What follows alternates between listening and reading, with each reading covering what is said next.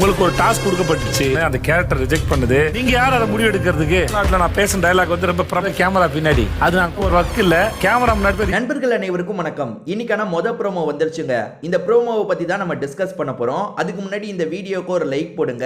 Like போட்டீங்கன்னா ஐப்ன்ற ஒரு option வரும், அதுவும் பண்ணுங்க. அப்பதான் உங்களை மாதிரி பார்க்குற நிறைய பேர்கிட்ட இந்த வீடியோ கொண்டு போய் காட்டும். இதை தாண்டி சப்ஸ்கிரைப் பண்ணாம இருக்கீங்கன்னா சப்ஸ்கிரைப் பண்ணி வச்சுக்கோங்க. ஏன்னா எல்லா அப்டேட்டும் உடனே நம்ம சேனல்ல வந்துடும். அப்படி தெரிஞ்சுக்கணும்னு நினைக்கிறவங்க கண்டிப்பா சப்ஸ்கிரைப் பண்ணி வச்சுக்கோங்க. சரி, இந்த ப்ரோமோல என்ன நடக்குதுன்றதை பார்ப்போம். விஜய் சேதுபதி நேத்து வந்து பார்வதி திவாகரை சேர்த்து வறுத்திருப்பாரு. அதுக்கப்புறம் வந்து கனி சைடை வறுத்திருப்பாரு, சபரியை வறுத்திருப்பாரு. இந்த மாதிரி பயங்கரமா பண்ணாருங்க. நேற்று எபிசோடு பெஸ்ட் எபிசோடுன்னு நான் சொல்லுவேன்.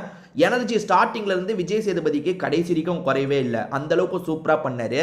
ஸோ இன்னைக்கு பொறுத்த வரைக்கும் திவாகரை தான் முழுக்க வறுத்து எடுக்க போறாருன்னு நினைக்கிறேன். ஏன்னா இந்த ப்ரோமோவை பொறுத்த வரைக்கும் திவாகரை கேள்வி கேட்குற மாதிரி தான் வருது. திவாகர், உங்களுக்கு ஒரு டாஸ்க் தந்தாங்க, ஒரு கேரக்டர் தந்தாங்க. அந்த கேரக்டரை விட்டு நீங்க பாட்டுக்கு ட்ரெஸ்ஸை கழட்டிட்டு வெளியே போயிட்டீங்க. வெளியே போகிறதுக்கான உரிமை, அதாவது அந்த டாஸ்க்கை விட்டு நீங்களா வெளியே போகிறதுக்கான உரிமையை உங்களுக்கு யார் தந்தா? அது உங்கள் வேலை. நீங்கள் பாட்டுக்கு எப்படி கழட்டி போட்டு போவீங்க? யார் அந்த அதிகாரத்தை உங்களுக்கு தந்தது அப்படின்ற மாதிரி கேட்குறாரு. வழக்கம் போல் திவாகர் எதுவுமே பேச வாய்ப்பில்லை. இதோ ப்ரோமோவில் அவர் பேசாமல் நிற்கிற மாதிரி காட்டுறாங்க. எபிசோட்லையுமே அவர் பெருசாக பதில் சொல்லியிருக்க வாய்ப்பில்லை. ஒரு வார்த்தை 2 வார்த்தை தான் பேசியிருப்பாரு. என்னன்னா, சார் என்ன எல்லாருமே டார்ச்சர் பண்ணிக்கிட்டே இருந்தாங்க சார், அதனால தான் கேரக்டரை விட்டு போயிட்டேன்னு ஏதாவது சொல்ல வாய்ப்பு இருக்கு. விஜய் சேதுபதி இருக்கார்ல, இவர் பதில் சொல்லாமல் இருக்கிறதுனால ஒரு ஸ்டேஜில் அங்கே இருக்கிற இடத்துல போய் உட்காந்துடுறாரு. எப்படியும் நீங்கள் பதில் சொல்ல போகிறது இல்லை, நான் உட்காடுறேன், நீங்கள் பொறுமையாக சொல்லுங்க அப்படின்ற மாதிரிலாம் திவாகரை கிண்டல் பண்ணிட்டு இருக்காரு. உங்களுக்கு இன்னொன்று விஷயம் தெரிய வந்திருக்கும்னு நினைக்கிறேன். அது என்னன்னா, திவாகர் தான் இந்த வாட்டி வெளியே போக போறாருங்க.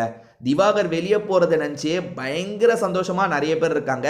ஆனால் என்ன கேட்டால் அப்படிலாம் கிடையாதுங்க.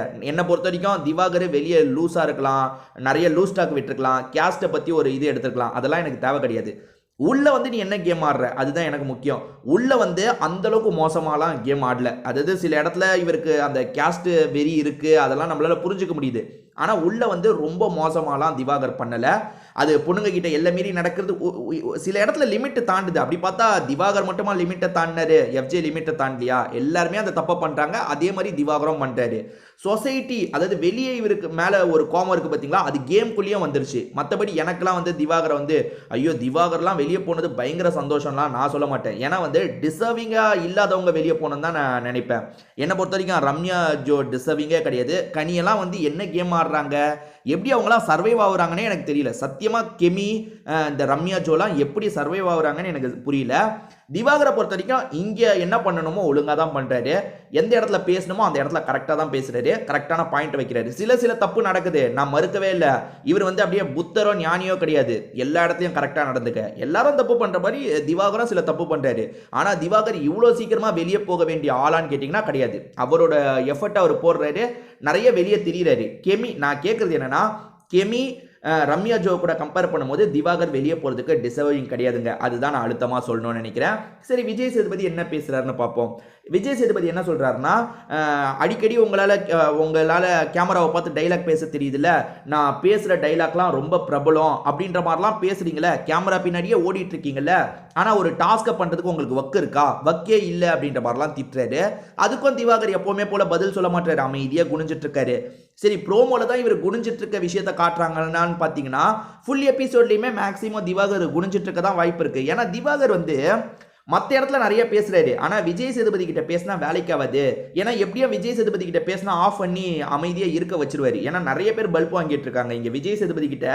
நம்ம ஏதாவது பதிலுக்கு பேசலாம்னு பல்ப் வாங்கிட்டு இருக்காங்களா? அதனால பேசுறது வேலைக்கே ஆகாதுன்றது திவாகருக்கு நல்லா தெரியுது. நீங்கள் யோசிச்சு பாருங்க, நேற்று எபிசோடில் கூட சரி, விஜய் சேதுபதி திட்டும் போது எல்லாருமே அமைதியாக இருக்க ஆரம்பிச்சிட்டாங்க. ஏன்னா அவங்களுக்கு புரிஞ்சிருச்சு, விஜய் சேதுபதி கிட்ட நம்ம பேசினாலும் வேலைக்கு ஆகாது. அவர் ஒரு முடிவோடு வந்திருக்காரு, நம்ம அமைதியாக நிற்கிறது தான் பெட்டர்ன்றதுக்காக அமைதியாக நிற்கிறாங்க.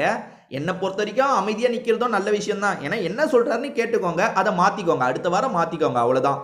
ரொம்ப அதாவது சாலிடாக ஏதாவது ஒன்று அவர் சொல்கிறதுக்கும் நீங்கள் நினைக்கிறதுக்கும் டோட்டலாக வேறு மாதிரி இருந்தால் சரி, என் கருத்தை பதிவு பண்ணணும்னு கேட்டு பதிவு பண்ணலாம், தப்பில்லை. ஸோ விஜய் சேதுபதி கரெக்டாக தாங்க அவரோட ஒர்க்கை பண்றாரு, கேட்க வேண்டிய இடத்துல கேட்கிறாரு. நேத்து பாருங்க 2 ஸ்டாண்டுமே சூப்பரா எடுத்தாரு. விஷயத்துல பார்வதி மேல தப்புன்னு எடுத்தாரு, ரெண்டாவதுல பார்வதி பக்கம் தான் நிக்கணும்ட்டு எதிர்கேங்க, அதாவது வந்து கனி அடிச்சாரு, சபரி அடிச்சாரு, விக்ரம் கிட்ட நல்லா கேட்டாரு, சூப்பரா பண்ணாரு.